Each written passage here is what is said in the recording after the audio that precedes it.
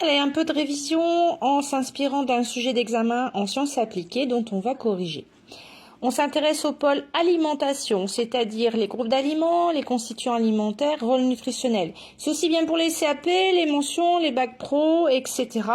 C'est ouvert à tout le monde. En troisième aussi, ça peut être très sympathique. On y va. Alors, on te donne une situation. On te dit que les produits de viennoiserie sont plus riches en constituants alimentaires énergétiques que le pain de tradition française.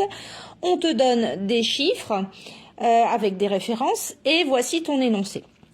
Je t'invite à faire une capture d'écran pour pouvoir faire l'exercice seul avant d'écouter les éléments de réponse que je peux te donner.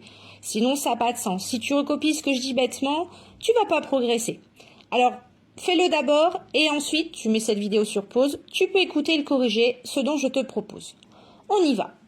On me dit dans l'énoncé surligné dans le document ci-dessus les constituants alimentaires énergétiques.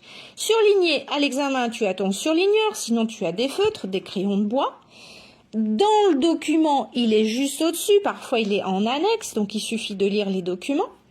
Et on te parle des constituants alimentaires, et là je vais stabiloter quand même. Énergétique, on ne veut que les énergétiques. Donc si tu regardes pas le tableau, dans ta tête, sur ton brouillon, c'est important encore d'avoir un brouillon, tu connais les constituants alimentaires énergétiques. Il y en a combien?